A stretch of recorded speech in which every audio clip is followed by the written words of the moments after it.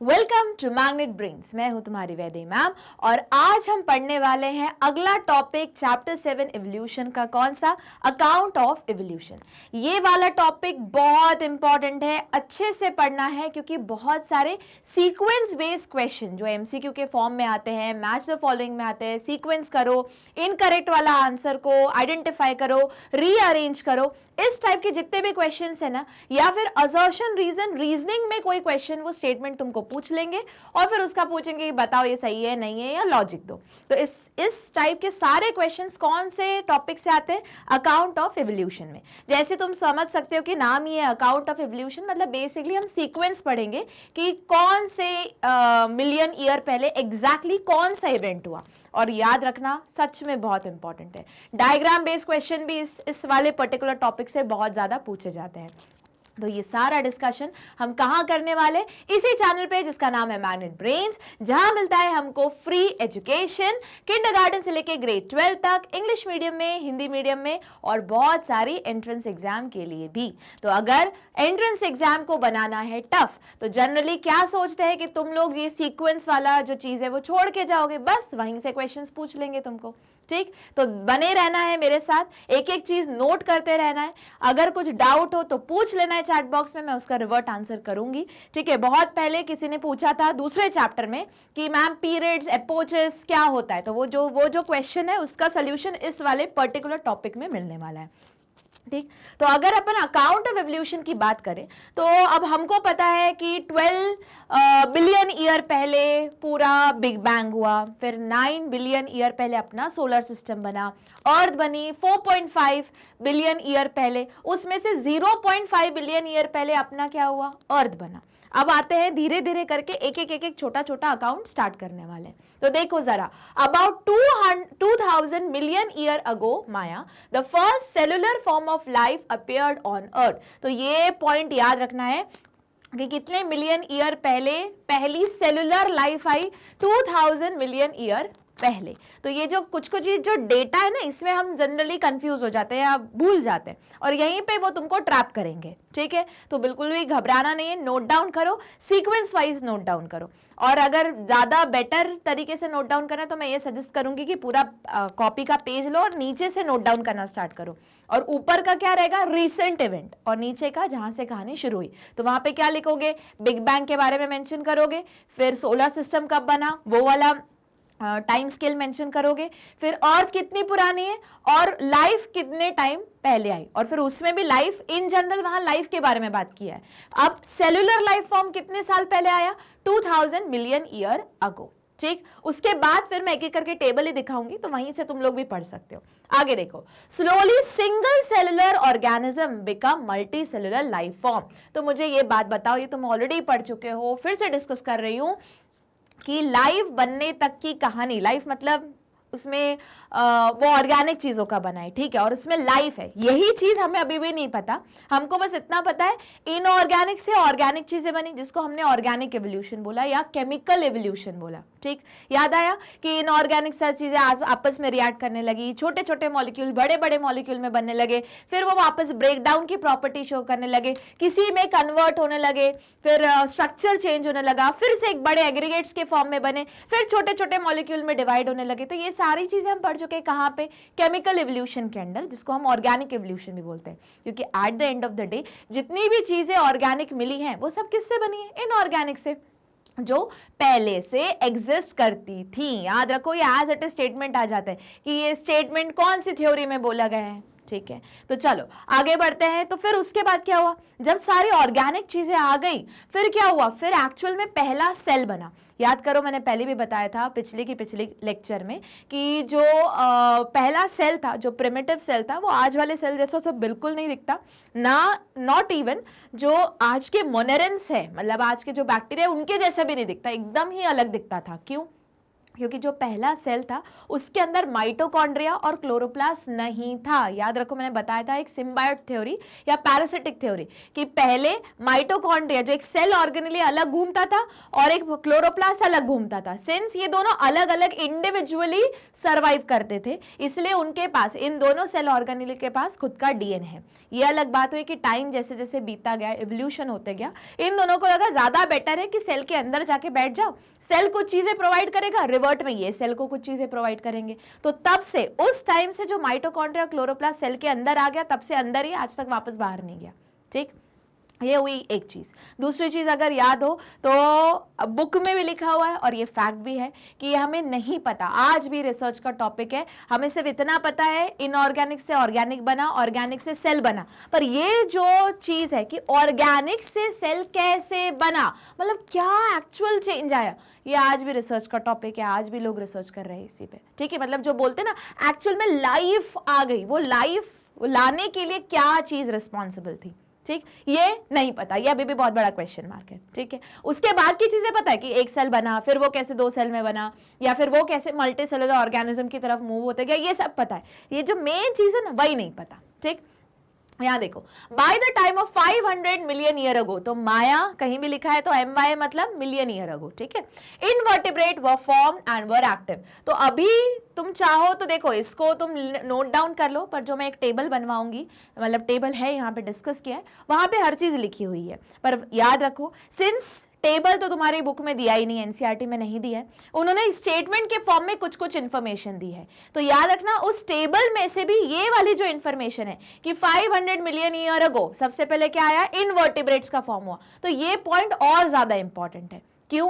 12th board में हो सकता है वो इस स्टेटमेंट के ही बेस पे कुछ क्वेश्चन पूछ ले, या फिर अगर क्वेश्चन को कॉम्प्लिकेट करना है तो एंट्रेंस एग्जाम क्या करेगा, यही सारी इंफॉर्मेशन रखेगा, मैच द फॉलोइंग के फॉर्म में पूछेगा। याद आया, मैंने बताया था ना कि बहुत ज्यादा कंफ्यूज करने वाले question, match the following, sequence wise arrange करो, पहले क्या आया, बाद में क्या आया, कौन से ईयर में कौन सा इवेंट हुआ, इस टाइप के क्वेश्चन इस पर्टिकुलर टॉपिक से बनते हैं। और तुम देख, यकीन मानो, जब मैं भी पढ़ रही थी तो हम इस टॉपिक में, मतलब इस चैप्टर में ये वाला टॉपिक सबसे आखिरी में बोलते कि सबसे आखिरी में याद करेंगे, और पूरे एवोल्यूशन वाले चैप्टर में से ये वाला टॉपिक सबसे ज्यादा इंपॉर्टेंट है, सबसे पहले याद करना चाहिए, क्योंकि बहुत जल्दी मेमोरी से लॉस हो जाता है ये वाला टॉपिक। ठीक, तो देखो जरा, तो 500 मिलियन ईयर पहले कौन आए, इनवर्टिब्रेट्स आए। याद रखो, इनवर्टिब्रेट्स के बाद ही वर्टिब्रेट्स आए। इनवर्टिब्रेट्स या नॉन कॉर्डेट्स में कौन आता है, जल्दी बताओ, kingdom porifera, coelenterata, ctenophora, platyhelminthes, aschelminthes, annelida, arthropoda, उसके बाद तुम्हारा मोलस्कन्स हो गए, यहां तक ये सारी चीजें, गाइनोडर्मेटा, ये सारा चीजें कहां आता है, तुम्हारे इनवर्टिब्रेट्स में आता है। ठीक है, आगे जॉलेस फिशेस। अब देखो, फिश बोल दिया मतलब किसका फॉर्मेशन हो गया, वर्टिब्रेट्स का फॉर्मेशन हो गया। क्योंकि अगर याद होगा तो वर्टिब्रेट्स को हम सबसे पहले डिवाइड करते हैं साइक्लोस्टोमेट्स में, जो बेसिकली जॉलेस फिशेस है ना, तो वही लिखा है उन्होंने, jawless fishes probably evolved around 350 million year अगो। सीवीड्स, अब देखो, अब बोलोगे मैम, अब तुम्हारे दिमाग में ऐसा आएगा कि मैम सारे पहले प्लांट्स आ गए होंगे फिर एनिमल आ गए होंगे, नहीं, सब साइमल्टेनियसली बनते चल रहे थे। ठीक है, तो देखो सीवीड्स कब आए, and few plant existed probably around 320 million year अगो। तो ये कुछ कुछ इंफॉर्मेशन अपन को याद रखनी है, इतने का स्क्रीनशॉट तो ले ही लो, साथ में जब एक्चुअल में जब मैं टेबल एक एक करके डिस्कस करूंगी ना, अपने हाथ से लिखते चलो, क्योंकि क्या होगा, याद इजीली हो जाएगा जब खुद अपने हाथ से लिखोगे। और उसमें ये वाली जो इंफॉर्मेशन जहां जहां आ रही होगी कि पहले इन्वर्टिब्रेट्स कब आए, पहले जॉलेस फिशेस कब आए और सीवीड्स कब आए, तो ये इनकी डेट्स पे जरूर स्टार मार्क कर देना, क्योंकि सिंस एनसीईआरटी में स्टेटमेंट लिखा है तो वो पक्का देंगे वहां पे एंट्रेंस एग्जाम में, सीयूईटी के एग्जाम हो गई, नीट की एग्जाम हो गई, या तुम्हारे 12th बोर्ड में पक्का देंगे। ठीक, चलो आगे देखते हैं। Fishes with stout and strong fin could move on land and go back to water। देखो, जो फिशेस थी जो स्ट्रॉन्ग फिन्स वाली थी, और वो क्या करती थी, पानी में भी रहती थी और वापस, मतलब जमीन पे थोड़ी देर के लिए आती थी फिर वापस पानी में चली जाती थी। मतलब एक किस टाइप का नेचर शो कर रहा है, एम्फीबियस नेचर। मतलब समझ सकते हो, फिशेस के बाद अभी कौन सी लाइन स्टार्ट हो रही है, एम्फीबियन वाली जो कैटेगरी है वो स्टार्ट होने वाली, वो इवॉल्व होने वाली है। क्यों? क्योंकि पहले तो वो जो कैरेक्टर है वो फिशेस में आया।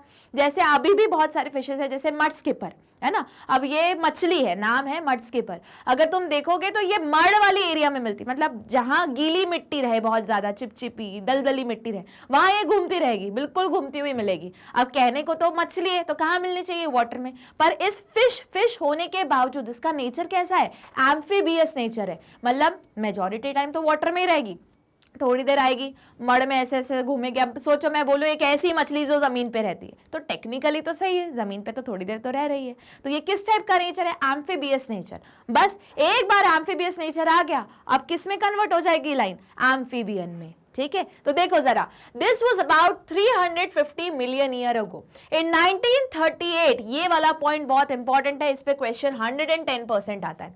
इन 1938 a fish caught in South Africa happened to be a coelacanth which was thought to be extant. मतलब सोचो, साइंटिस्ट को लगा था कि जो कोलोकैंथ है वो एक्सटेंट हो चुकी है, पर साउथ अफ्रीका में 1938 में ये फिश मिल गई जो सोचा गया था कि एक्सटेंट हो गई, एक्सटेंट नहीं थी वहां पे। अगर याद करो, शायद तुमने पढ़ा हो, क्योंकि अब तो तुम लोग न्यू बैच हो पढ़ने वाले, पर मैंने प्रीवियस जो वीडियोस है जिसमें मैंने वन शॉट में ऑर्गेनिज्म एंड पॉपुलेशन वाली जगह बताया था, तुमको भी बताऊंगी। अच्छी बात एक्स्ट्रा इन्फॉर्मेशन है, अगले चैप्टर में काम आ जाएगी। तो क्या है, वहां पे जो साइंटिस्ट है उनका एक अलग अलग आइडिया लगाया गया कि कितनी स्पीशीज है दुनिया में।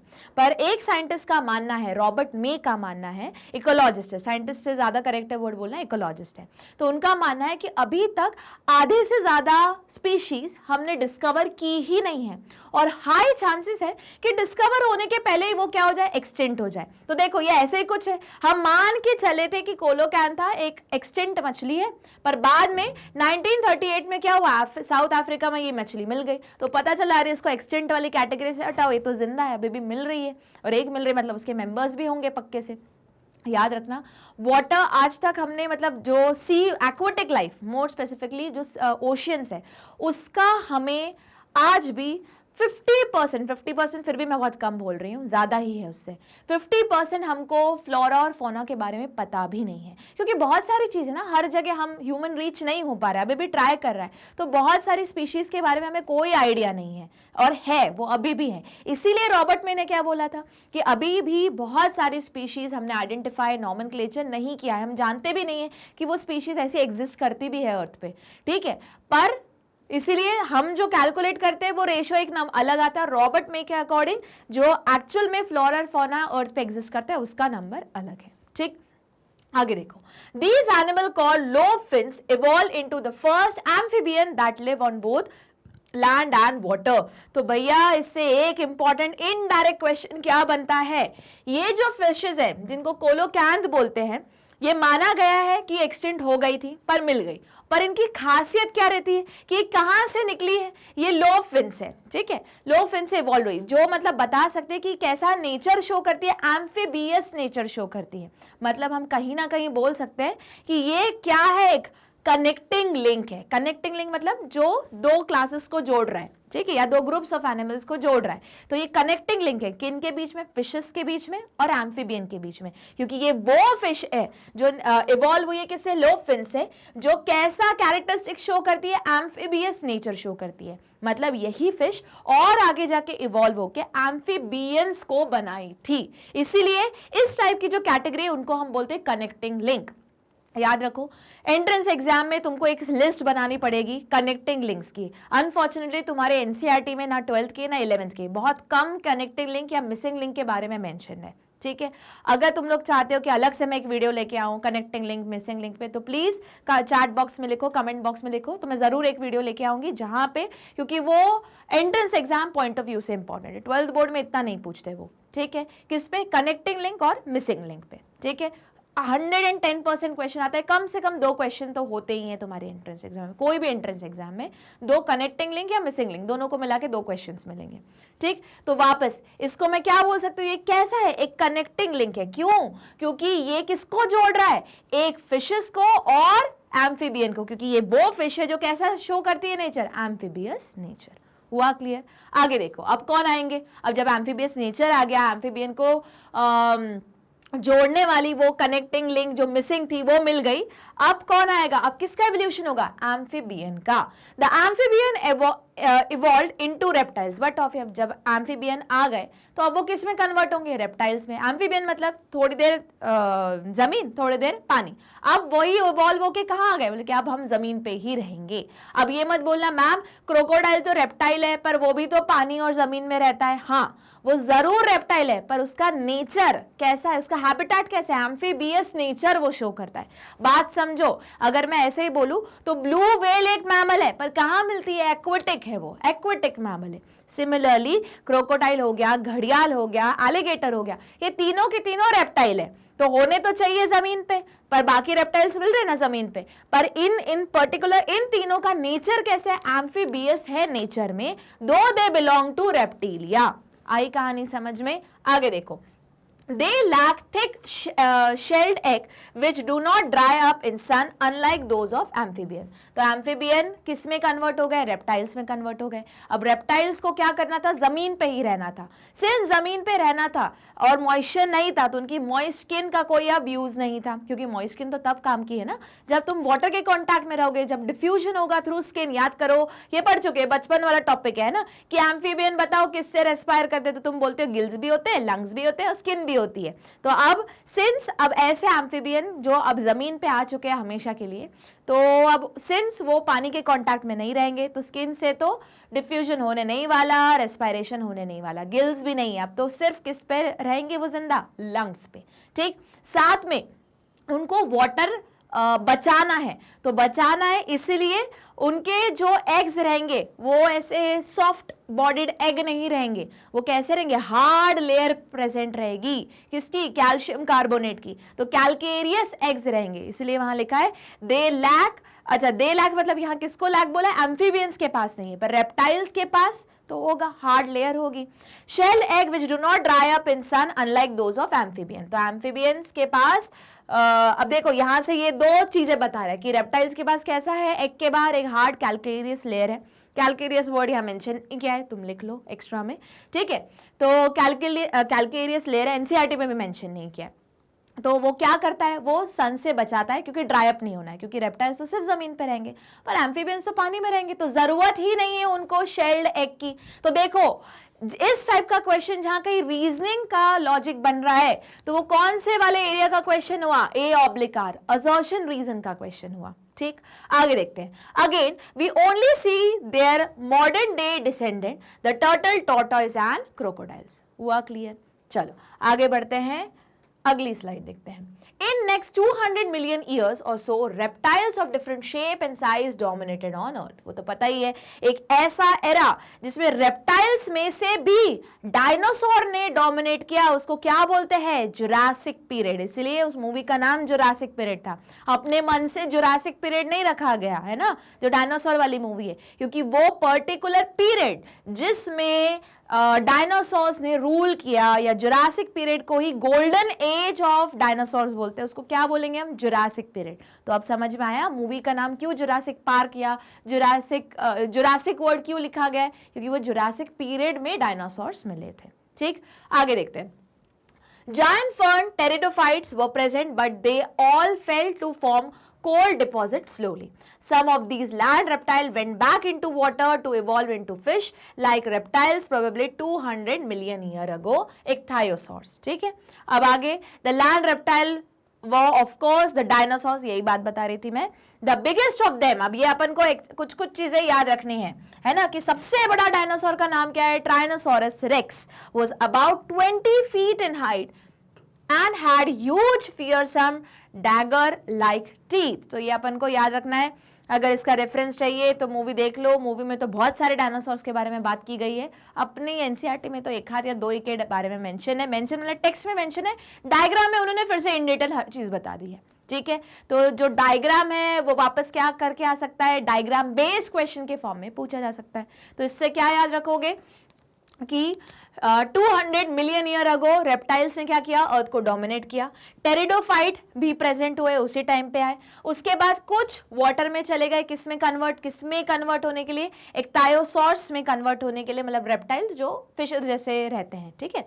उसके बाद जो लैंड रेप्टाइल है, जो सबसे बड़ा रेप्टाइल था उसका नाम याद रखना, जो एक डायनासोर था, क्या है उसका, ट्राइनोसोरस रेक्स, और जो कितने हाइट का था, 20 फीट में हाइट थी उसकी, ठीक है। आगे देखो अबाउट 65, अब देखो नंबर छोटा छोटा होते जा रहा है ना, और वो मिलियन ईयर अगो से धीरे धीरे थाउजेंड्स में आएगा, और थाउजेंड से जस्ट नाउ भी आ जाएगा। आगे देखते हैं, about 65 million year ago the dinosaur suddenly disappeared from earth. अब ये जो है सडनली डिसअपीयर्ड, तो याद रखना जुरासिक पीरियड उनका गोल्डन पीरियड था, जिनमें उन्हीं ने डोमिनेट किया पूरी अर्थ को। उसके बाद आता है जुरासिक पीरियड के बाद आता है क्रिटेशियस पीरियड। तो मेरे सर ने ऐसे ही बताया था, मैं भी तुमको ऐसे ही बताऊंगी कि क्रिटेशियस को कैसे याद रखोगे, क्रियाकर्म का पीरियड।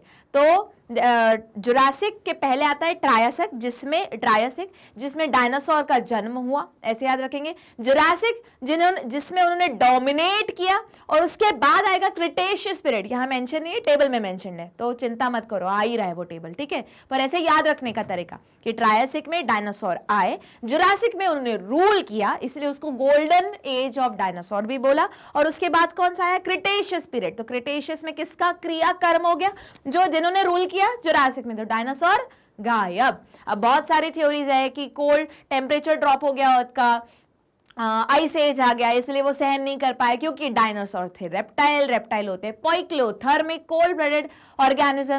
तो उन्होंने वो जो डिफरेंस हुआ, फॉल ड्रॉप हुआ एकदम टेम्परेचर में, वो टॉलरेट नहीं कर पाए, मर गए। दूसरी थ्योरी बोलती है कि कोई एस्ट्रॉइड आके टकराया, बहुत सारी थ्योरीज हैं, ठीक है। उसमें से अगर मैं बोलूं कि सबसे सही थ्योरी जो बोली जा सकती है वो आइस एज वाली थोड़ी बहुत सही है। वापस हर साइंटिस्ट अलग अलग थ्योरी को सपोर्ट करता है, अलग अलग रीजंस भी देता है उसके लिए, ठीक है।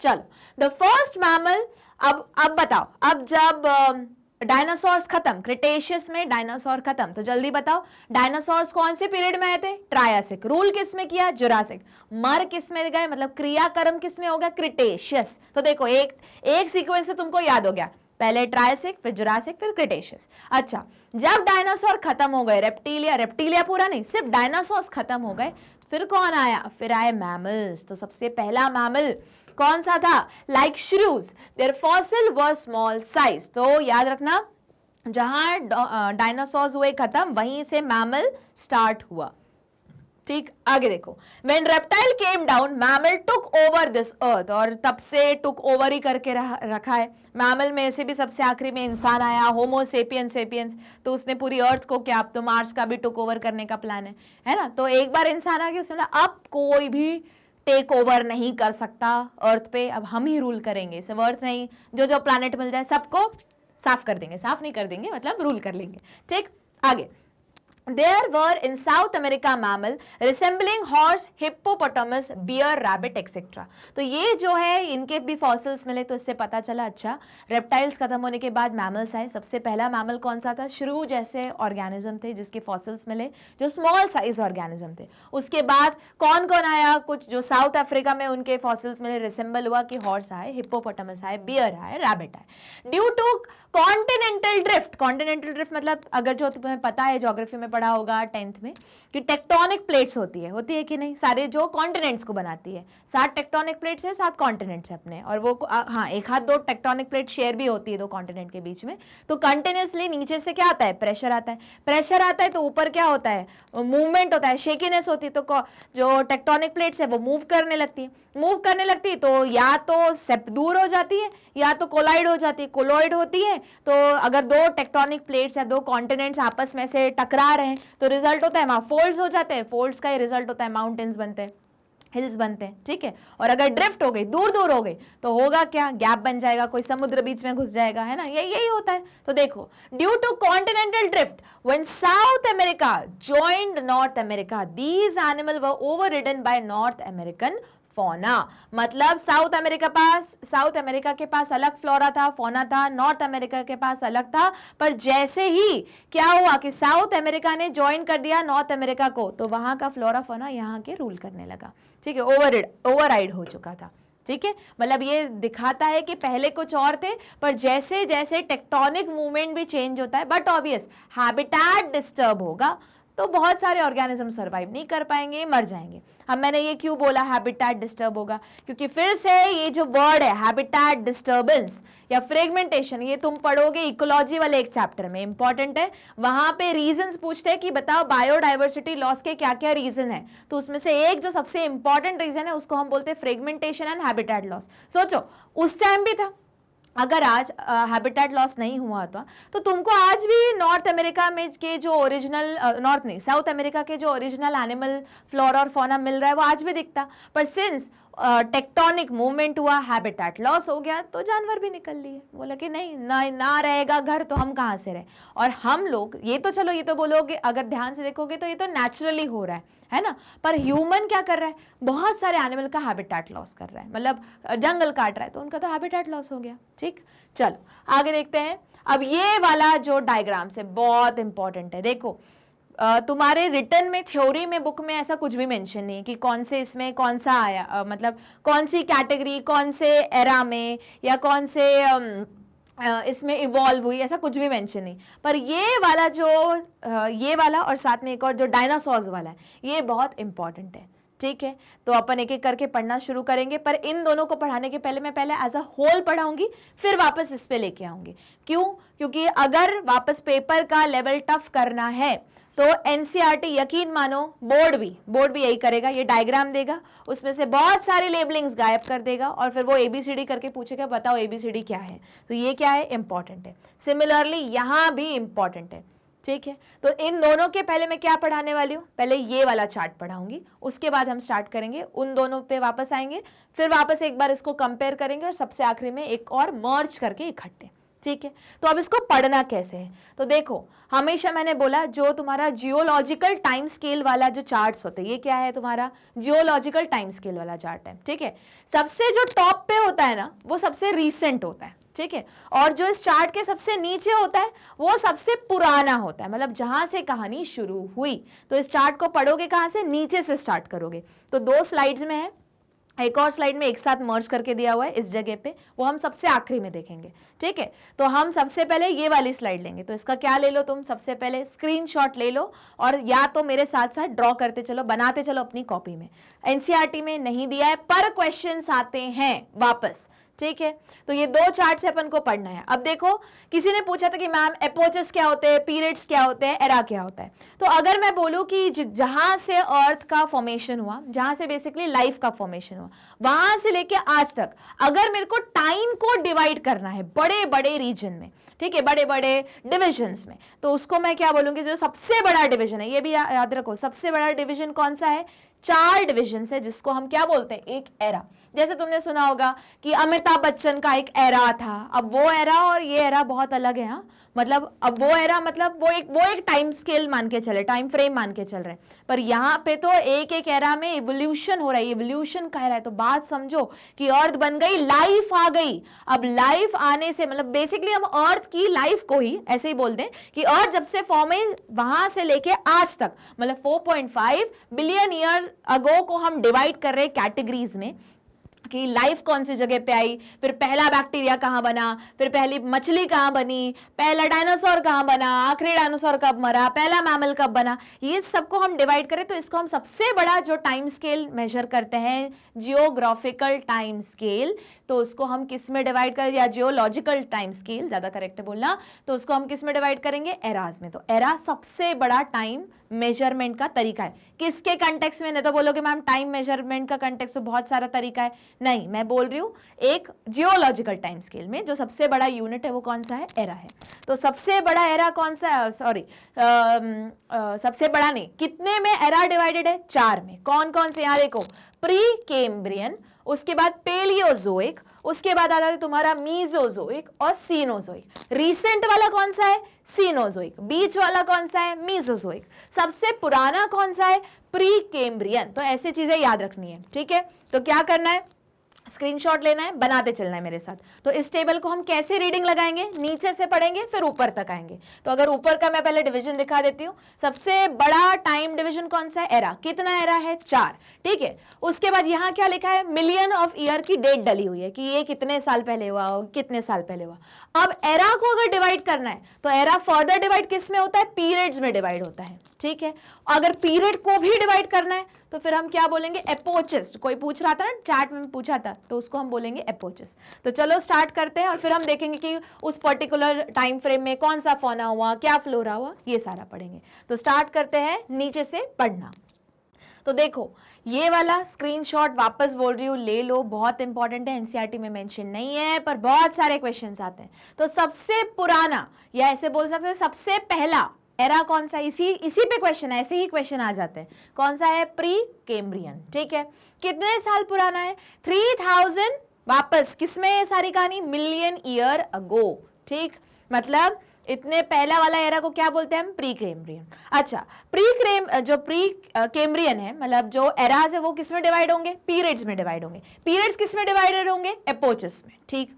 तो अब बताओ ये किस में डिवाइड हुआ, तुम्हारा पीरियड में, ठीक है। कितने पीरियड, 3। कौन कौन से, लोअर, मिडिल, अपर। मतलब इसको हम अगर बोलना है इवेंट्स के फॉर्म में तो कैसे बोलेंगे, lower pre Cambrian, middle pre Cambrian और अपर प्री कैम्ब्रियन, ठीक है। अब लोअर में क्या हुआ था, देखो तुम्हारे फौना में, मतलब एनिमल्स में तो कुछ नहीं हुआ। जो सबसे पहले लाइफ आ रही थी और कौन से आए, prokaryotes. But obvious eukaryotes advance है, प्रोकैरियोट्स प्रिमिटिव है, तो सबसे पहले प्रिमिटिव ही आएंगे, ठीक है। उसमें भी कौन आए सबसे पहले, प्लैंक्टॉन्स आए। देखो याद करो, 2 टाइप के प्लैंक्टॉन होते हैं, फाइटोप्लैंक्टॉन, ज़ूप्लैंक्टॉन। तो फाइटोप्लैंक्टॉन मतलब जो प्लांट्स जैसा, जो फोटोसिंथेसिस कर सकते हैं ना, फ्री फ्लोटिंग एनिमल्स, एनिमल नहीं प्लांट्स, ठीक है।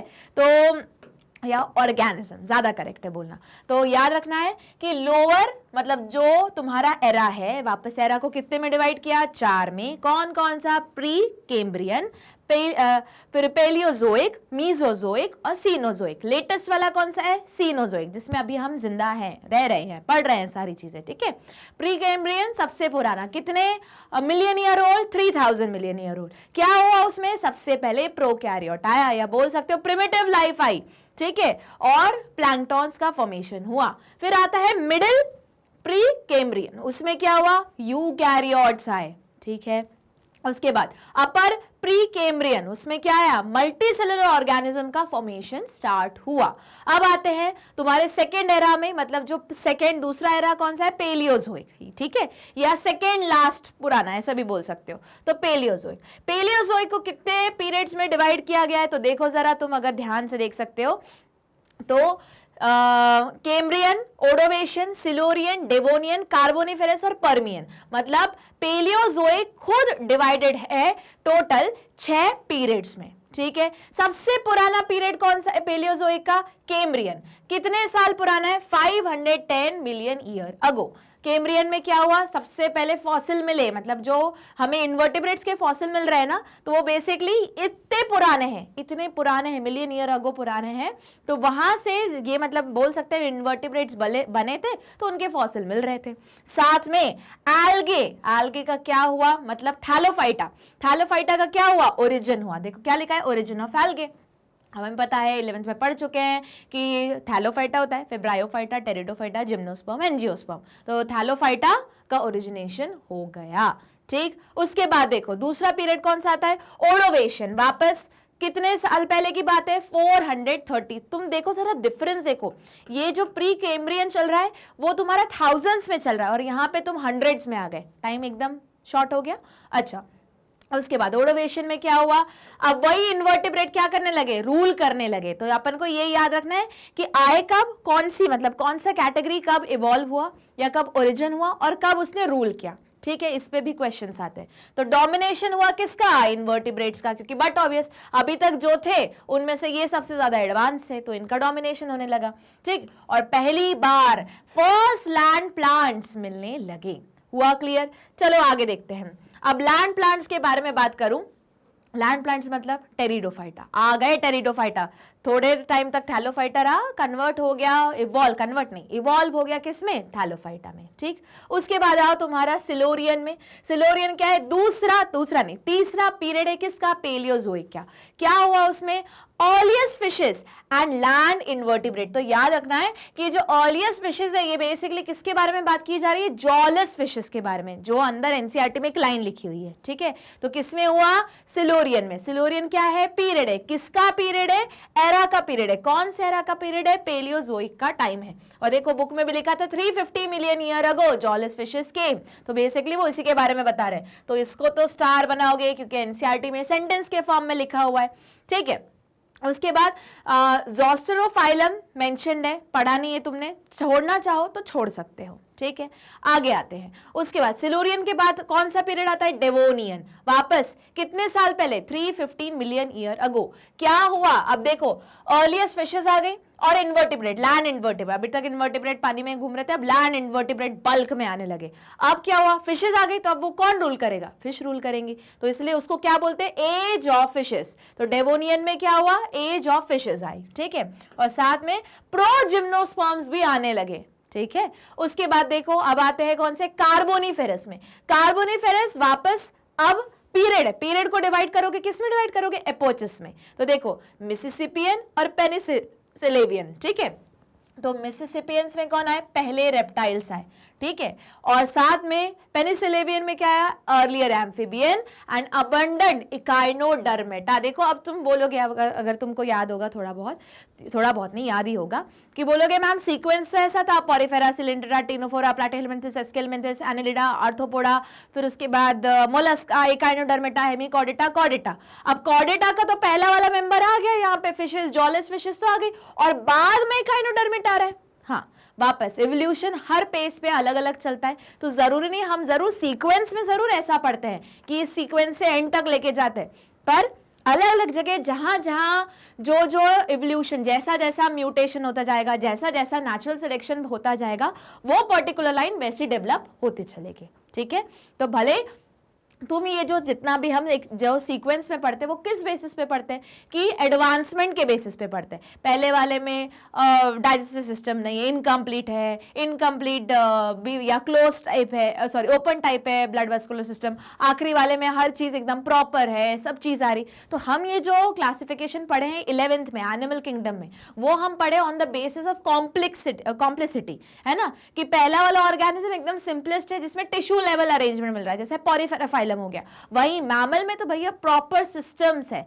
ठीक है, तो ये हम जो सीक्वेंस पढ़ रहे हैं वो इवोल्यूशन के पॉइंट ऑफ व्यू से बोल सकते हो, पर एग्जैक्ट क्यों नहीं है, क्योंकि तुम खुद देख सकते हो फिशेस पहले आ गई। फिशेस है पार्ट किसका, कॉर्डेट्स का पार्ट। ठीक है, वर्टिब्रेट्स का पार्ट, और बाद में यहां पे कहा कौन आया, अबंडेंट इकाइनोडर्मेटास है। तो इकाइनोडर्मेटा मतलब रिवर्स, तो ये मत सोचना कि रिवर्स हुआ है, हर चीज अपने अपने लाइन से इवॉल्व हो रही है। ठीक, तो देखो, तो याद रखना है कार्बोनिफेरस में कौन आया, सबसे पहले रेप्टाइल्स आ गए। कार्बोनिफेरस वापस कितने में डिवाइडेड है, दो। कौन कौन से, एपोचस। कौन सा सबसे पहले, मिसिसिपियन और पेनिसिलेवियन। तो मिसिसिपियन में क्या हुआ, रेप्टाइल्स आए। पेनिसिलेवियन में क्या हुआ, एम्फिबियंस आ गए, और उसके बाद मतलब अर्लीस्ट एम्फिबियंस। ठीक है, ये अर्लीस्ट रेप्टाइल थे, मतलब अभी भी बन रहा था, चल रहा था, कहानी चल रही थी। ठीक है, उसके बाद अबंडेंट इकाइनोडर्मेटास। ठीक है, और साथ में यहां कौन आ गया, ब्रायोफाइट आ गए, सीड फर्न्स आ गए। उसके बाद कार्बोनिफेरस के बाद सबसे पुराना नहीं, सबसे लेटेस्ट वाला पीरियड बताओ पेलियोजोइक का, तो वो कौन सा है, पर्मियन है। ठीक, उसमें क्या हुआ, उसमें मैमल लाइक रेप्टाइल्स आ गए, मतलब है तो रेप्टाइल्स ही। ठीक है, पर मैमल जैसे कुछ फीचर्स है, लग रहा है कि शायद मैमल्स बोल सकते, पर मैमल्स आए नहीं बाबा। याद करो कब आएंगे मैमल, जब रेप्टाइल का जो डायनासोर वाली कैटेगरी है वो जब खत्म हो जाएगी, किसमें, क्रिटेशियस वाले पीरियड में, तब कौन आएगा, तब आएगा मैमल एकदम रूल करने, है ना। चलो, और यहाँ पे लाइकोपॉड्स रूल कर रहे हैं, मतलब लाइकोपॉड्स का ओरिजिन हो गया। अब आते हैं, अब आगे, मतलब तुम जब कॉपी में बनाओगे ये सबसे नीचे बनाओगे, और उसके बाद अब जो मैं बता रही हूँ वो उसके ऊपर बनाओगे, समझ जाओ। ठीक है। ठीक है। चलो अब आते हैं कौन सा वाला एरा, मीजोजोइक एरा, ठीक है। अब ये कितने में डिवाइडेड है, 3 में डिवाइडेड है। कौन कौन सा, ट्रायासिक जिसमें कौन आया, डायनासोर का एवोल्यूशन हुआ, आ गए, डायनासोर का ओरिजिनेशन हुआ। Jurassic golden age of dinosaur जिसमें उन्होंने रूल किया। क्रिटेशियस खत्म, क्रियाक्रम, टाटा बाय बाय, ठीक है। वापस याद रखना है इनका मिलियन ईयर अगो टाइमलाइन याद रखनी है कि 180 ईयर पहले ट्रायासिक पीरियड, मिलियन ईयर पहले ट्रायासिक पीरियड आया था, फिर जुरासिक 150 था, क्रिटेशियस 125 था, ठीक। ये चीज अपन को याद रखनी है। तो देखो जरा ट्रायासिक में क्या हुआ, अब यहाँ उन्होंने सिर्फ लिखा है गोल्डन एज ऑफ रेप्टाइल या डायनासोर, इन डिटेल और बता देती हूँ क्योंकि मैं अलग अलग टेबल से इंफॉर्मेशन मर्ज करके बता रही हूँ। तो ट्रायासिक में क्या लिखोगे, origin of dinosaur, first dinosaur evolved. Jurassic में ये लिखोगे golden age of reptile, rise of dinosaur, और क्रिटेशियस में tata bye bye of dinosaur, ठीक है। और पहला मैमल आ गया, हुआ क्लियर। कैसा था वो पहला मैमल, श्रीव जैसा था, थोड़ी देर पहले पढ़ा था ना। चलो अब अगर तुम फ्लोरा में देख लो, मतलब प्लांट्स में क्या हो रहा है, तुम्हारे जुरासिक में लाइकोपॉड, कॉनिफर, साइकैस, फर्न्स ये आ गए, और यहाँ पे तुम्हारा अब देखो ये मतलब कौन थे, सारे जिम्नोस्पर्म्स आ गए। और यहाँ देखो एंजियोस्पर्म, वापस तुम पढ़ चुके, एंजियोस्पर्म को 2 में डिवाइड करते हैं, मोनोकॉट, डाइकॉट, तो डाइकॉट्स आने स्टार्ट हो गए, हुआ क्या क्लियर। अब देखो आगे पढ़ते हैं, जो अभी करंट वाला एरा है जिसका नाम है सीनोजोइक एरा। कहां से स्टार्ट हुआ, 100 मिलियन ईयर अगो। वापस ये किस में डिवाइडेड है, 2 पीरियड्स में डिवाइडेड है, एक को बोल सकते हैं टर्शरी, एक को बोलते हैं क्वार्टरनरी। अब टर्शरी में कितना आता है, ये अब ये वाली चीजें अपन को याद रखनी है, ठीक है, कि 100 मिलियन ईयर से लेके 15 मिलियन ईयर अगो का जो रेंज है तुम्हारे सीनोजोइक एरा का, वो आता है तुम्हारे कौन से पीरियड में, टर्शरी पीरियड में। फिर खुद टर्शरी पीरियड कितने में डिवाइडेड है, 5 एपोचेस में डिवाइडेड है। कौन कौन सा, पेलियोसीन, ईसोसीन, इयोसीन, फिर ओलिगोसीन, मियोसीन, पीलियोसीन, ठीक है। फिर क्वार्टरनरी डिवाइड होता है 2 एपोचेस में, प्लेस्टोसीन और होलोसीन। होलोसीन रीसेंट वाला है। तो अपन को याद रखना है कि फौना में क्या हुआ, मैमल्स एंड बर्ड्स का डेवलपमेंट हुआ, उसके बाद तुम्हारा ह्यूमन इवोल्यूशन कहां से स्टार्ट हुआ, इस जगह मतलब पीलियोसीन में। मतलब हम बोल सकते हैं, इसी को कैसे पूछा जा सकता है कि in which epoch comma period comma era the human evolution begin. तो हम क्या लिखेंगे, कौन सा इपोच है, पीलियोसीन, किसका, टर्शरी पीरियड का, किसका, सीनोजोइक एरा का। हुआ क्लियर। इस टाइप से क्वेश्चन आएगा एमसीक्यू में, अलग अलग ऑप्शंस दिए रहेंगे, कॉम्बिनेशंस में दिए रहेंगे, पर वो तभी सॉल्व होगा जब ये याद किया हुआ रहेगा टेबल, ठीक। अब ह्यूमन एवोल्यूशन हुआ, साथ में एवोल्यूशन स्टार्ट हुआ, होगा नहीं गया, स्टार्ट हुआ, आज भी हम इवॉल्व ही हो रहे हैं, ठीक है। फिर एज ऑफ ह्यूमन बीइंग, और फिर आखिरी में तो मैमल्स जो आज तक हम रूल कर रहे हैं। वहीं यहाँ पे डाइकॉट, एंजियोस्पर्म, डाइकॉट, मोनोकॉट दोनों आ गए, और इस जगह मैमल के एज के साथ मोनोकॉट रूल करने लगे। मोनोकॉट भी आ गए, रूल नहीं कर सकते, एंजियोस्पर्म रूल करने लगे, ये बोल सकते हैं, ठीक है। अब देखो, अब थोड़ा सा तुम्हें आइडिया मिल गया। इस वाले डायग्राम पे आओ। अब हम पढ़ चुके डायनासोर आए कहां पे, जल्दी बताओ। डायनासोर स्टार्ट कहां पे हुए, मतलब इवॉल्व कहां पे हुए, ट्रायासिक में। सबसे ज्यादा रूल कहां किया, जुरासिक में। और खत्म कब हो गए, कौन से पीरियड में, क्रिटेशियस में। ये तीनों किसके पार्ट थे, मीजोजोइक एरा के पार्ट थे। फिर आता है टर्शरी और क्वार्टरनरी, ये दोनों कौन से एरा के पार्ट है, सीनोजोइक एरा के पार्ट है। और जल्दी से देख के बताओ कि पर्मियन और जो तुम्हारा कार्बोनिफेरस है, पर्मियन और कार्बोनिफेरस किसका पार्ट है, पर्मियन अब और कार्बोनिफेरस। अगर देख सकते हो पर्मियन और कार्बोनिफेरस पेलियोजोइक का, ठीक है। तो ये अपन को याद रखना है। चलो आगे देखते हैं, ठीक है। तो अब इसको भी वापस कैसे पढ़ना है, नीचे से पढ़ना है, नीचे से पढ़ोगे ऊपर तक जाओगे, ठीक है। तो स्टार्ट करते हैं। अच्छा एक और चीज, जहां भी कुछ ऐसा करके लिखा हुआ है ना, कुछ इस टाइप का, तो देखो अगर इसी चीज को अगर अपन को देखना है तो अगर याद होगा तो ट्रायासिक में क्या हुआ था, वापस डायनासोर इवॉल्व हुए थे। जुरासिक में गोल्डन पीरियड, क्रिटेशियस में कैसे याद रखेंगे, क्रियाकर्म, गायब। अब एक और चीज जो मैं बता रही थी कि जब भी इसको पढ़ना कैसे, अब तुम्हारा डाउट होगा मैम पढ़ना कैसे इसको, तो देखो जब भी इस टाइप का कुछ रहेगा ना, तो मतलब यहां से क्या हुआ है, वो चीज फॉर्म हुई है। फिर यहां से अगर वो ऐसे 2 में डिवाइड हो रही है, मतलब यहीं से 2 ब्रांचेस निकल रही है, वो और 2 में डिवाइड हुई। मतलब हम बोल सकते हैं ये है उसका रूट, और ये वाला जो पॉइंट है यहां से वो 2 सेक्शंस में डिवाइड हो रही है, मतलब 2 ब्रांचेस क्रिएट हो रही। चलो इसी तरीके से अब इस डायग्राम को स्टडी करते हैं। तो देखो सबसे पहले जो अर्ली रेप्टाइल है, अब याद रखना पूरा का पूरा डायनासोर कैटेगरी ही गायब है, पता है अपन को, है ना, फिर भी अपन स्टार्ट करते हैं। और ऊपर कौन कौन से जो आज हमें सारी चीजें मिल रही हैं, ठीक है।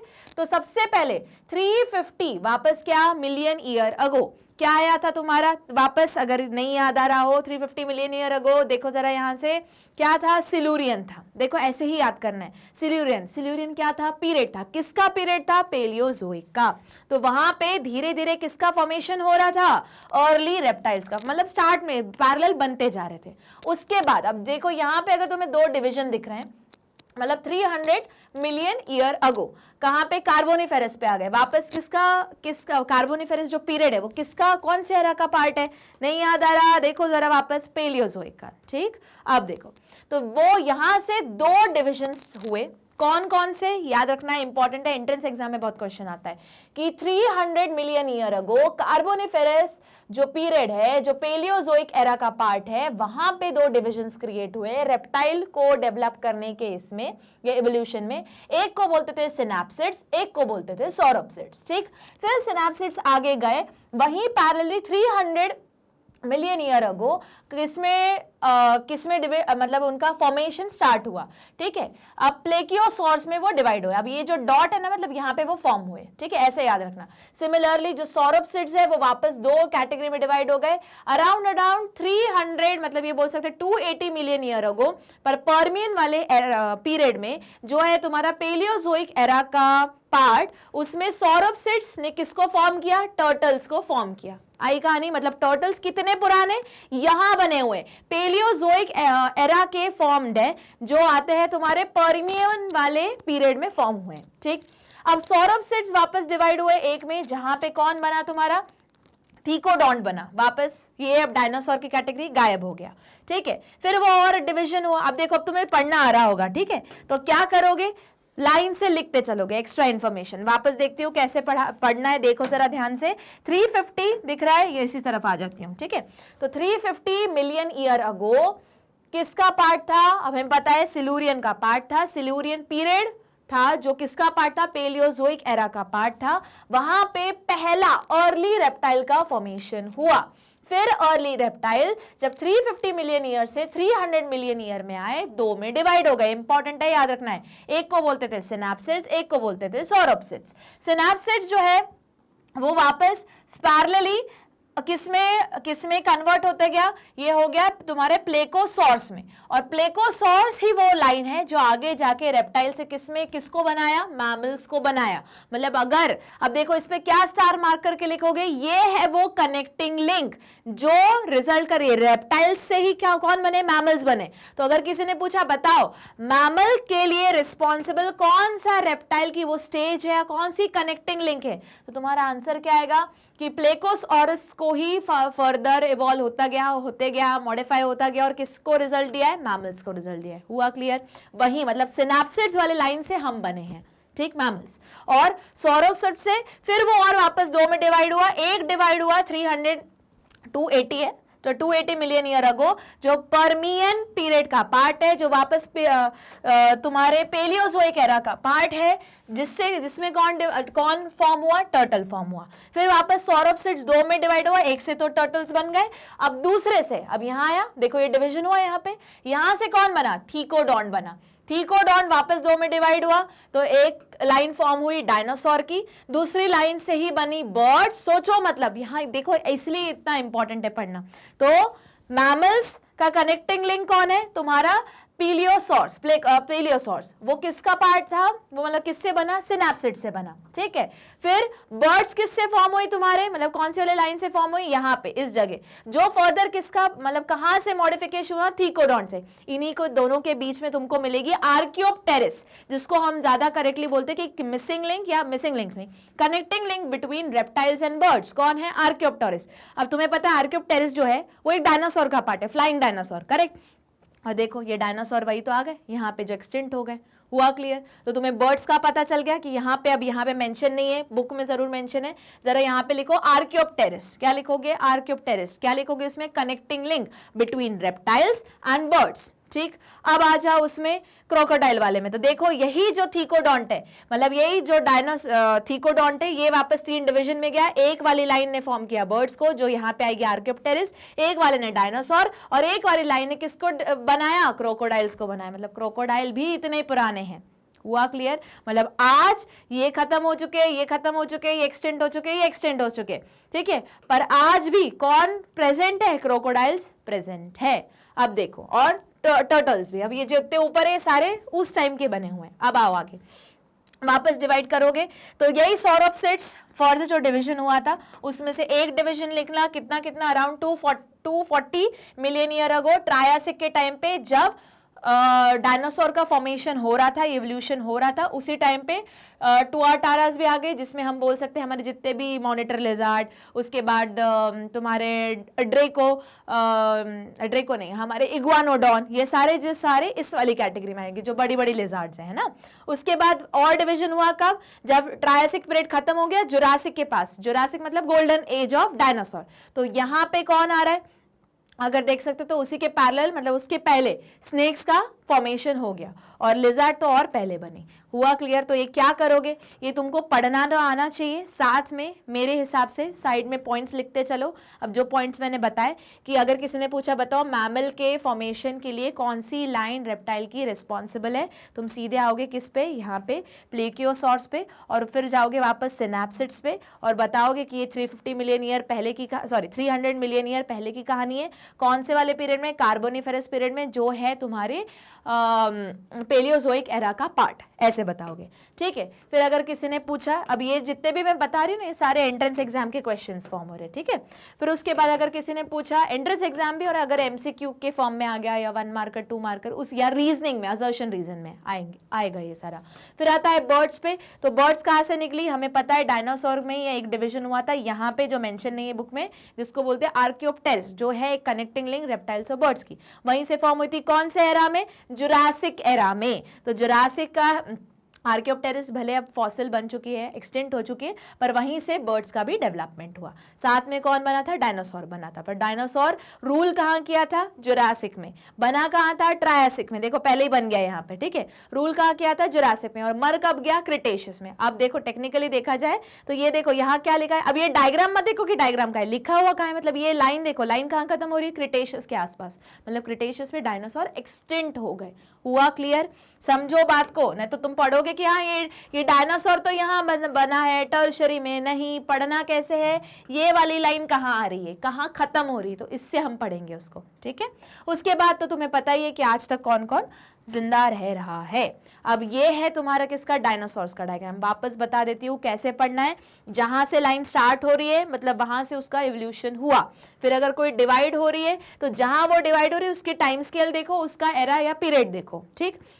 वापस बता देती हूँ, जैसे अगर ये डायनासोर है तो उसको कैसे रीड करोगे, यहां नहीं बना है वो, टर्शरी में नहीं बना है। अब तुमको पता है कि डायनासोर खत्म कब हुआ, क्रिटेशियस में। तो देखो जरा, ये जो खत्म हो रहा है वो कौन से रेंज में, क्रिटेशियस रेंज में, मतलब क्रिटेशियस में डायनासोर एक्सटेंट हो गए। फिर देखो अगला वाला, अब यहाँ ये जो डिवीजन है, तो ये डिवीजन कहाँ पे, जुरासिक में। अब ये मैंने बताया, इसको क्या लिखना है, आर्कियोप्टेरिस लिख के आना है। तो जुरासिक वाले जो गोल्डन एज ऑफ डायनासोर है, वहीं पे कौन इवॉल्व हुआ था, आर्कियोप्टेरिस भी आई थी। आर्कियोप्टेरिस क्या है, कनेक्टिंग लिंक है, किसके बीच में, रेप्टाइल्स के बीच में और बर्ड्स के बीच में, ठीक है। फिर यहाँ देखो तो यहाँ कौन आए थे, थेराप्सिड्स आए थे, ठीक है। पर साथ में इसी जगह वो एक्सटेंट हो गए, तो ये एक्सटेंट वाला दिया हुआ है कि ट्रायसिक में वो गायब हो गए, क्योंकि ट्रायसिक में डायनासोर का फॉर्मेशन हुआ, फिर वो मॉडिफाई होते गए, इवॉल्व होते गए, और जुरासिक में रूल किया, ठीक है। फिर आए थीकोडोंट, ठीक है, वापस वो कहाँ एक्सटेंड हो गए, यहाँ पे, यहाँ जहाँ मेंशन किया है, कहाँ पे, पर्मियन में, मतलब आ रहे थे, अभी भी बनना स्टार्ट हो रहा था, ठीक है। अर्ली लाइन जो रेप्टाइल्स है वो कितने में डिवाइड हुआ था, 2 में। कब डिवीजन हुआ था, 300 मिलियन ईयर अगो। कौन से पीरियड में, कार्बोनिफेरस में, वो जो किसका पार्ट है तुम्हारा, पेलियोजोइक का पार्ट है, पेलियोजोइक एरा का पार्ट है, ठीक है। उसके बाद वो किस में डिवाइड हुआ, सिनैप्सिड्स और सौरोप्सिड्स। अगर किसी ने पूछा बताओ बर्ड्स और मैमल्स के लिए इन दोनों में से कौन सी लाइन रिस्पॉन्सिबल रिस्पॉन्सिबल है, तो बर्ड्स एंड मैमल्स के लिए अगर ध्यान से देखोगे तो सिनैप्सिड्स रिस्पॉन्सिबल है तुम्हारे मैमल्स के लिए, और सौरोप्सिड्स की जो एक लाइन है जिसमें आर्कियोप्टेरिस आती है वो रिस्पॉन्सिबल है बर्ड्स के लिए, ठीक। फिर सौरोप्सिड्स में ही जब वो डिवाइड हुई थी तो वो उसने एक फॉर्म किया था किनको, टर्टल्स को, जो आज तक जिंदा है। वहीं पे और डिवीजन हुए, जैसे ट्रायसिक में कौन बना, स्नेक्स बने, ठीक है। पर्मियन के एंड तक कौन बने, टुआटारास बने, और ये तुम्हारे लिजर्ड्स इसी जगह एक साथ, स्नेक्स और लिजर्ड का फॉर्मेशन एक साथ हुआ था ट्रायसिक और जुरासिक के बीच में, तो बोल सकते हो ट्रायसिक में इवॉल्व हो गए। हुआ क्लियर? तो इस तरीके से इस चार्ट को पढ़ना है। अब आते हैं दूसरा वाला जो था तुम्हारा फौना के ऊपर, ये इस पे भी बहुत ज्यादा क्वेश्चंस आते हैं, वापस पढ़ेंगे कैसे, नीचे से। तो देखो जरा ध्यान से वापस, ये क्या लिखा है, पेलियोजोइक, मेसोजोइक, सीनोजोइक, तो ये क्या है तुम्हारा एरा, और ये सब क्या लिखे हुए हैं, पीरियड लिखे हुए हैं, उन्होंने एपोचेस के बारे में कुछ मेंशन नहीं किया है, तो ये पूछ सकते हैं। अब इसका सीक्वेंस अरेंज करने के लिए आता है, तो उसका सीक्वेंस बहुत इंपॉर्टेंट है, याद रखना है। तो सीक्वेंस क्या है, सबसे पहले कहानी कहां से स्टार्ट होती है, क्लोरोफाइटी एंसेस्टर, मतलब बेसिकली जिनके पास कैपेबिलिटी आ गई थी फोटोसिंथेसिस करने की। अब बोलोगे मैम आपको कैसे पता, क्या लिखा है, क्लोरोफाइटी, क्लोरो वर्ड कहां से लिया हुआ है, क्लोरोफिल से, फाइटी मतलब ऐसा प्लांट, तो जिसमें क्या है, क्लोरोफिल है, फोटोसिंथेसिस कर पा रहे। तो ये इतने एंसेस्टर तो इसी सीक्वेंस में याद रखना है कि सबसे पहले कौन आया, क्लोरोफाइटी। अब देखो वही दो में डिवाइड हो गया, एक वाला डिवीजन गया कहां पे, जो कार्बोनिफेरस में इवॉल्व हुआ, कौन, ब्रायोफाइटा, देखो आ रही है बात समझ में, और वहीं दूसरा वाला किस में डेवलप हो गया, ट्रेकियोफाइट में, ठीक है। फिर ट्रेकियोफाइट वापस दो में डिवाइड हुआ, एक वाला गया डिवाइड करने किस में, ये पूरा हर्बेशियस लाइकोपॉड, ठीक है, फिर लाइकोपॉड्स में जो ज़ोस्टोफाइलम जो अभी लिखवाया था मैंने बताया था, ठीक है, और दूसरा किसमें, रियाना टाइप प्लांट्स में, वापस वो किसमें और मॉडिफाई हो गया, ये इवॉल्व हो गया साइलोफाइटोन में, पी साइलेंट है, साइलोफाइटोन में, और वहां से बहुत सारे मल्टीपल डिवीजन निकले, एक बनाया तुम्हारा हॉस्टेल, एक बनाया फर्न, एक बनाया जिंकेगो, फिर एक कॉनिफर्स, नेटल्स, साइकैड्स, सी फर्न्स, फिर डाइकॉट, एंजियोस्पर्म एंड मोनोकॉट, ये अपन को याद रखना है। अब वापस में तो इसमें क्या स्टार मार्क करोगे, ये सीक्वेंस याद रखो। उसके बाद क्लोरोफाइटी दो में डिवाइड हुआ, किसमें, एक ब्रायोफाइटा में। अब देखो डिवाइड जरूर हुआ, फॉर्म कहाँ हुआ, यहाँ दिख रहा है ना ये पॉइंट, तो कार्बोनिफेरस में ब्रायोफाइटा बने, आज तक है, ठीक। उसके बाद जो ट्रेकियोफाइटा है वो वापस दो में डिवाइड हुए, कहाँ बने, यहीं पे, जो ये ज़ोस्ट्रोलोफाइरम है, सिलूरियन में ही बन गया था, ठीक है, जो पेलियोजोइक एरा का पार्ट है, ठीक है। जो गोला गोला लगा रही हूँ, जो हाईलाइट कर रही हूँ, उस पे क्वेश्चंस आते हैं, तो वापस इन तीनों को याद रखना है। ये कहाँ बना, कौन, ब्रायोफाइटा कहाँ बना, कार्बोनिफेरस में। फिर ज़ोस्ट्रोलोफाइलम कहाँ बना, सिलूरियन में, मतलब पहले ज़ोस्ट्रोलोफाइलम बना फिर ब्रायोफाइटा है, ठीक है। उसके बाद आते अपन रियाना टाइप प्लांट, वही और सीलोफाइटोन में कन्वर्ट हुआ है। अब देखो, अब ये अपन को याद रखना है, एक साथ ही डेवोनियन में ही कौन बने, तुम्हारे हॉस्टेल बने, फिर डेवोनियन में कौन बने, फर्न्स का भी फॉर्मेशन हुआ, डेवोनियन, अब ये दो थे डेवोनियन में, पर यहाँ देखो ये कौन है, जिंकेगो, ये कहाँ बने, अगर ऐसे देखोगे तो पर्मियन में फॉर्म हुए, पर्मियन वापस कौन सा, पीरियड में, पर्मियन पार्ट किसका है, पेलियोजोइक का, सबसे आखिरी वाला पार्ट है, ठीक। उसके बाद तुम्हारे कॉनिफर्स, ठीक है, तो कॉनिफर्स बने कहाँ, यहाँ लाइन से देखोगे तो पर्मियन के स्टार्टिंग में बने, ठीक है। उसके बाद निटेल्स, देखो अब निटेल्स कहाँ बने, यहाँ देखोगे तो क्रिटेशियस में फॉर्म हुए, ठीक। अब वही प्रोजिम्नोस्पर्म बने, फिर सीड, अब देखो प्रोजिम्नोस्पर्म कहाँ बने, ये बने डेवोनियन के एंड में, सीड फर्न्स कहाँ बने, कार्बोनिफेरस के एंड में, साइकैड्स कहाँ बने, इस जगह पे, तो ये क्या है तुम्हारा पर्मियन, मतलब मेजॉरिटी चेंजेस पर्मियन में आए हैं, ऐसा भी याद रख सकते हो। क्यों, इसी पे क्वेश्चन आ सकता है इस फॉर्म में कि सबसे ज्यादा एवोल्यूशन, अगर हम प्लांट किंगडम के बारे में बात करें, सबसे ज्यादा डिवीजन कौन से वाले पीरियड में हुआ, तो फिर उसका आंसर आएगा पर्मियन, क्योंकि बहुत सारी चीजें फॉर्म हो रही है। क्वेश्चन को टफ करने के लिए वो बोल देंगे, वो खुद बता देंगे कि पर्मियन वाले इसमें पर्मियन पीरियड में सबसे ज्यादा इवोल्यूशन हुआ, प्लांट्स में वैरायटी देखने को मिली, बहुत ज्यादा स्पीशिएशन हुआ, तो उनका सीक्वेंस बताओ, या कौन कौन से फर्दर कैटेगरी उस पर्टिकुलर पर्मियन में फॉर्म हुई, तो वो बहुत सारा दे देंगे, और तुमको पता होना चाहिए कि पर्मियन में एक्चुअली क्या क्या बना। तो ये जितने भी गोले गोले लगाए वो सारे किसमें, मतलब सारे नहीं, सिर्फ 1 2 3 4, ये किसमें बने, पर्मियन में बने, ठीक। अब उसके बाद अब देखो सीड फर्न से ही निकला कौन सा तुम्हारा, डाइकॉट, एंजियोस्पर्म वाला, पर एंजियोस्पर्म फॉर्म कहाँ हुआ, क्रिटेशियस, मतलब डायनासोर खत्म हुए, एंजियोस्पर्म का फॉर्मेशन हुआ, डायनासोर खत्म हुए, मैमल्स बनने लगे, ऐसे पैरेलली सारी चीजें याद करनी है, ठीक है। और एंजियोस्पर्म में भी डाइकॉट और मोनोकॉट में से लेटेस्ट कौन सा है? मोनोकॉट है। कब बना? ये अभी टर्शरी के एंड पे, क्वाटरनरी के स्टार्टिंग पे, और डाइकॉट तो क्रिटेशियस में बन गया था। ठीक हुआ क्लियर? तो ये आ सकता है, रीअरेंज करने के लिए आ सकता है, सीक्वेंस अरेंज करने के लिए आ सकता है कि पहले बताओ कौन बना। पेपर को अगर टफ करना है, थोड़ी इंफॉर्मेशन वो यहां से लेंगे, थोड़ी इंफॉर्मेशन वो यहां से लेंगे, दोनों को मर्ज करके एक क्वेश्चन पूछेंगे। और जो हमने अंदर ऑलरेडी पहले स्टेटमेंट के फॉर्म में पढ़े नहीं थे कि जॉलेस फिशेस इसमें बने 350 मिलियन ईयर अगो, तो ये सारा वो मर्ज करके वो या तो डायरेक्ट क्वेश्चन तुमको पीरियड पे, एपोचस पे या फिर एरा में पूछ लेंगे। तो सारी चीजें पढ़नी पड़ेंगी। इसका सोल्यूशन ही है कि ये टेबल बहुत अच्छे से याद कर लो। ठीक, अब मैंने बोला था कि आखिरी में सारी इंफॉर्मेशन एक ही टेबल में रहेगी, तो ये रहा वो तुम्हारा टेबल जिसमें सारी इंफॉर्मेशन क्या है? मर्ज्ड है। तो वापस स्टार्ट करते हैं। एरा कितने में डिवाइडेड है? 4। कौन कौन सा? प्री कैम्बियन जो सबसे पुराना है, फिर पेलियोजोइक, मीजोजोइक, सीनोजोइक। ठीक है। एरा फिर और किस में डिवाइड होता है? पीरियड्स में। तो देखो जरा प्री कैम्बियन में, अब यहाँ पे उन्होंने एरा नहीं दिया, उन्होंने सिर्फ मेजर इवेंट्स दिए हुए हैं। ठीक है, अपन ने ऑलरेडी पढ़ा था अपर, मिडिल, लोअर। ठीक है, इसलिए क्या करना है? टेबल को सारी इंफॉर्मेशन के साथ मर्ज करके बनाना है। ठीक है, अब क्या हुआ यहाँ पे? सबसे पहले प्रोटोजोआन्स आए, स्पॉन्जेस आए, सीलेंट्रेट आए। तुम्हारे वहां पे जो मैंने टेबल बताया उसमें क्या लिखा था? इनवर्टिब्रेट्स का फॉर्मेशन। साथ में यहाँ पे कौन बना था? जल्दी याद करो, फाइटोप्लैंक्टन। तो वही लिखा है appearance of bacteria and prokaryote. Prokaryotes हो गया bacteria, and appearance of green algae and appearance of cyanobacteria. तो ब्लू ग्रीन एल्गे कहाँ आया? प्री कैम्ब्रियन एरा में। उसके बाद कौन आता है? पेलियोजोइक एरा, जो कितने में डिवाइडेड है? तुम्हारे 6 पीरियड्स में डिवाइडेड है। देखो कैम्ब्रियन में क्या हुआ? ट्राइलोबेट्स आए। ओडोवेशियन में कौन आया? फिशेस आई। ठीक है, उसके सिलूरियन में क्या हुआ? कोरल्स आए। अब तुम्हारे ये पॉरीफेरेंस आ गए। ठीक है, डेवोनियन में क्या हुआ? एम्फीबियन फिशेस आ गई।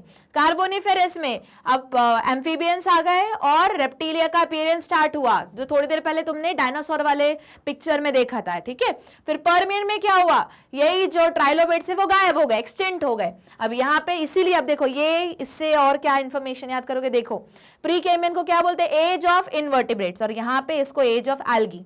ठीक है, फिर एज ऑफ फिशेस किसको बोलते हैं हम? अगर यहाँ से देखोगे तो ओडोवेशियन और सिलूरियन और थोड़ा बहुत डेवोनियन को बोलते हैं। फिर एज ऑफ एम्फीबियन वापस कार्बोनिफेरस, पर्मियन को बोलते हैं। एज ऑफ रेप्टाइल पूरा का पूरा मेसोजोइक एरा को बोलते हैं, क्योंकि रेप्टाइल्स आए यहाँ पे।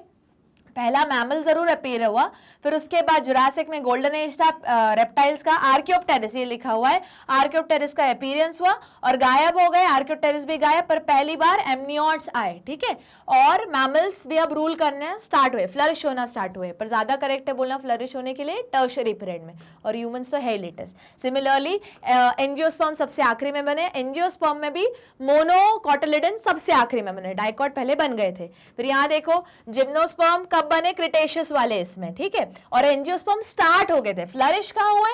टर्शरी पीरियड में, पर स्टार्ट हो गए थे तुम्हारे क्रिटेशियस में, तुम्हारे एनसीईआरटी के डायग्राम के अकॉर्डिंग। ठीक है, कॉनिफर्स तुम्हारे जुरासिक में बने, साइकैड्स तुम्हारे ट्राइसिक में बने, फिर जो जिम्नोस्पर्म है, जो ट्री लार्ज फॉरेस्ट, वो कहाँ बने? कार्बोनिफेरस में बने। फिर पहला टेरेस्ट्रियल प्लांट जो मैंने बोला था ब्रायोफाइटा आ गए, कहाँ आए? तुम्हारे सिलूरियन में। ठीक है, क्योंकि बुक में ब्रायोफाइटा के नाम से मेंशन्ड है। और फिर एल्गी का तो तुम्हें पता ही है, ओडोवेशियन एंड कैम्ब्रियन।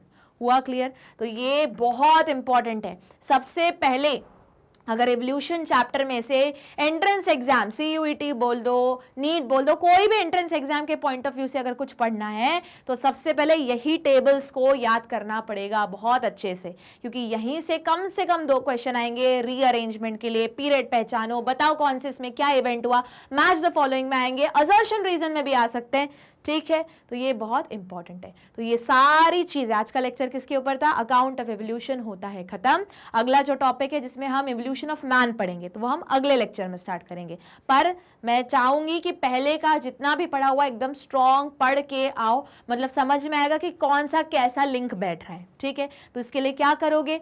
गूगल पे जाओगे, टाइप करोगे www.magnetbrains.com, जैसे एंटर दबाओगे ये होम पेज आएगा। वापस क्या सिलेक्ट करोगे? अपनी क्लास सिलेक्ट करोगे। अगर CUET की तैयारी करना चाहते हो तो यहाँ CUET है। अगर अभी तो खैर UPSC नहीं करोगे तुम, नीट की तैयारी करना चाहते हो तो नीट के लिए है। अगर मैथ्स भी है साथ में तो IIT की भी तैयारी कर सकते हो। ठीक है, तो अपनी क्लास को सिलेक्ट करोगे, सब्जेक्ट सिलेक्ट करोगे, जो भी सब्जेक्ट पढ़ना चाहते हो, अपना चैप्टर सिलेक्ट करोगे, जो भी चैप्टर का रह गया है, एवोल्यूशन का ही पढ़ना है, उसके पहले वाला जो चैप्टर 6 है उसके बारे में पढ़ना है, तो वो सारे वीडियोस यहीं पे, उसको क्लिक करोगे। जैसे ही क्लिक करोगे तो वीडियो लिंक्स आ जाएंगी, क्लिक करना, सुनना है, सिर्फ सुनना नहीं है, नोट्स बनाना है और वापस जो आज पढ़ा रही हो आज के आज बैठ के याद कर लो। कल पे मत टालो कि आज सिर्फ सुन लिया, नोट्स बना लिया, कल याद करेंगे, नहीं, नोट्स बनाते बनाते ही याद करते चलना है। ठीक है, और लाइक शेयर सब्सक्राइब करना नहीं भूलना है। मिलते हैं हम अगले लेक्चर में। अगला वाला लेक्चर आखिरी रहेगा इस पर्टिकुलर चैप्टर का।